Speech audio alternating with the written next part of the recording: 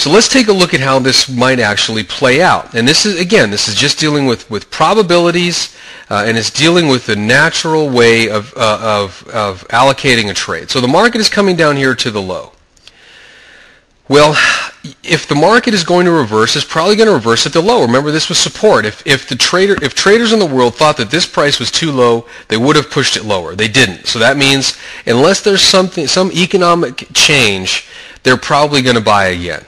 And where's your estimate? It's going to be up here.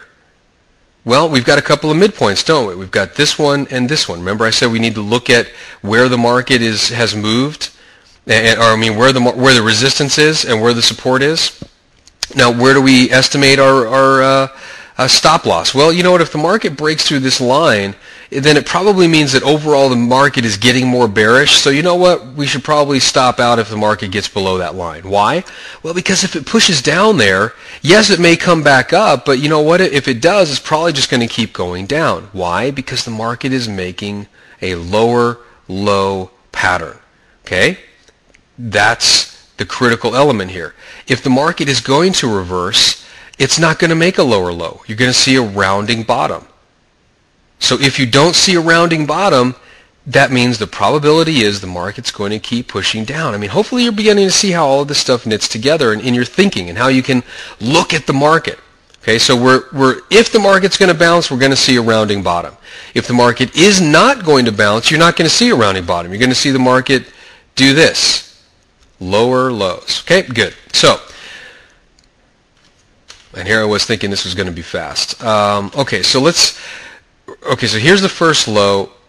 We can gain our estimate if we're looking to trade. If we want to trade exactly at the low, we can. If we're looking for some different trading tactics, we can do that. So let's go ahead and talk about some of those different trading tactics. Well, first of all, the market very rarely just makes a spike low.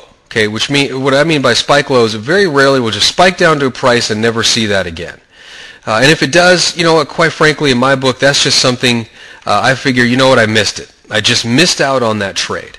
So let's take a look. Remember, here's the low from the prior week in this area here. Here's the market pushing down. Okay, there's a lot of volatility in here.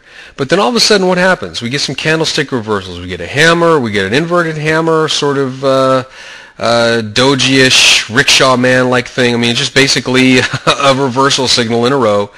And then the market starts to push back up. Well, what I like to use is the 3-bar reversal. So if the market starts to form these candlestick reversal signals like we see here, that's when I wait for the close of the hourly bar and count back 1, 2, 3. Wait for the close of this hourly bar, 1, 2, 3.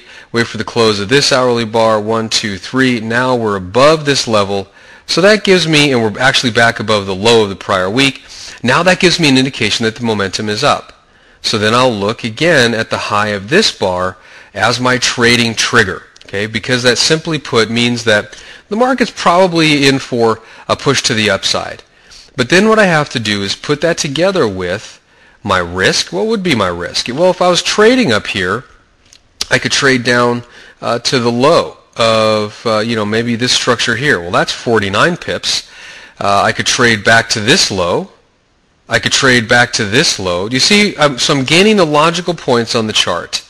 And, the more conservative stop would be down here, which would be 49.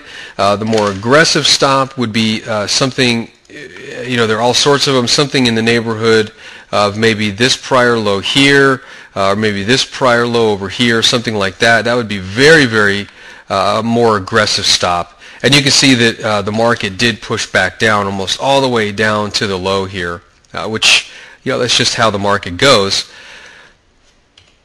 But at any rate, if I'm looking for 49 pips, here's where the 2-to-1 ratio comes in. If I'm looking for a 49 pip stop, that means from the point that I'm getting in, I need to see at least a 100 pip profit. Now again, it's not because I'm going to let the market come all the way back down here. I'm going to be monitoring the position.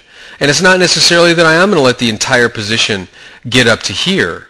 But if I don't at least see that the market has the possibility of moving up there